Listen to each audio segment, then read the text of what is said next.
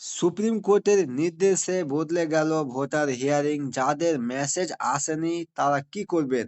নমস্কার বন্ধুরা, পশ্চিমবঙ্গ জুড়ে ভোটার কার্ডের হিয়ারিং নিয়ে এক বিশাল তোলপাড় শুরু হয়েছে। আপনারা হয়তো ভাবছেন হিয়ারিং এ মেসেজ না আসা মানে আপনার নাম সুরক্ষিত, কিন্তু সুপ্রিম কোর্টের লেটেস্ট নির্দেশিকা শোনার পর আপনার সেই ধারণা বদলে যাবে।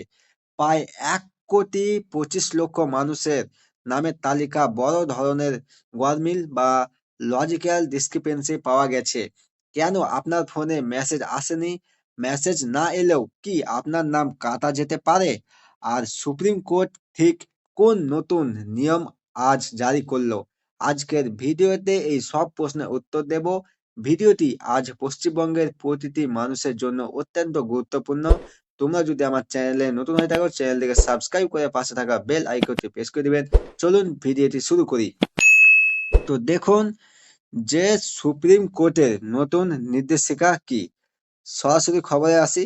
সুপ্রিম কোর্ট সম্প্রতি নির্বাচন কমিশনকে কড়া নির্দেশ দিয়েছে যে হিয়ারিং এর পুরো প্রক্রিয়াটি আরো স্বচ্ছ হতে হবে।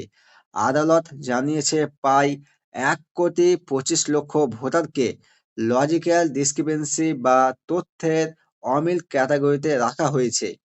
সুপ্রিম কোর্টের নির্দেশ অনুযায়ী এখন থেকে হিয়ারিং এর নামের তালিকা শুধুমাত্র মোবাইলে নয়, সরাসরি আপনার এলাকার গ্রাম পঞ্চায়েত অফিস, ব্লক অফিস বা ওয়ার্ড অফিসে টাঙিয়ে দিতে হবে।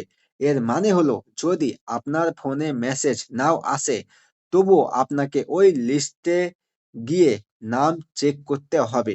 লিস্টে নাম থাকা মানেই আপনাকে নথিপত্র জমা দিতেই হবে। এবার দেখুন, যে যাদের মেসেজ আসেনি তাহলে তাদের করণীয় কি। তো দেখুন, যাদের মেসেজ আসেনি তাদের করণীয় কি। তো সুপ্রিম কোর্ট বলেছে অনেক সময় টেকনিক্যাল সমস্যার কারণে মেসেজ পৌঁছাচ্ছে না। তাই আপনাদের জন্য 3টি গুরুত্বপূর্ণ ধাপ আমি বলে দিচ্ছি। প্রথমত ধাপ হচ্ছে, দ্রুত আপনার পঞ্চায়েত বা ব্লক অফিসে গিয়ে দেখুন সেখানে কোনো লিস্ট টাঙানো হয়েছে কিনা, ওই লিস্টে আপনার নাম আছে কিনা তা যাচাই করুন।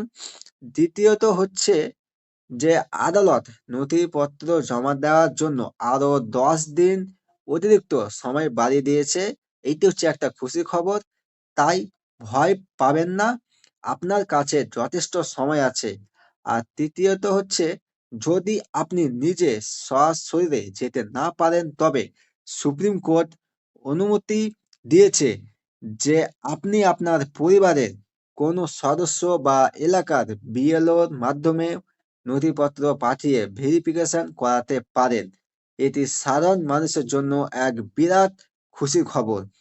এবার দেখুন, যে নথিপত্র এবং হিয়ারিং এর প্রশ্ন, সুপ্রিম কোর্ট আরো একটি বড় ঘোষণা করেছে। এখন থেকে মাধ্যমিকের অ্যাডমিট কার্ড বা রেজাল্ট কেও বয়সের প্রমাণ হিসেবে বৈধ বলে গণ্য করতে হবে, যা আগে অনেক অফিসার মানছিলেন না। হিয়ারিং রুমে গেলে আপনাকে প্রধানত জিজ্ঞাসা করা হবে আপনার বাবা বা মায়ের বয়সের সাথে আপনার বয়সের পার্থক্য কত, এবং আপনার ফ্যামিলিতে থাকা অন্যান্য সদস্যদের সাথে আপনার সম্পর্ক কি। এই উত্তরগুলো দেওয়ার সময় একদম ঘাবড়াবেন না। অরিজিনাল আধার কার্ড এবং বার্থ সার্টিফিকেট বা মাধ্যমিকের অ্যাডমিট কার্ড সাথে রাখতে ভুলবেন না। তো বন্ধুরা, পশ্চিমবঙ্গ বিধানসভা নির্বাচনের আগে ভোটার লিস্টে এই শুদ্ধিকরণ বা এসআইআর হিয়ারিং আপনার নাগরিকত্বের জন্য খুব জরুরি। তাই মেসেজ আসুক বা না আসুক, একবার ব্লকে গিয়ে নিজের নামটা মিলিয়ে নিন।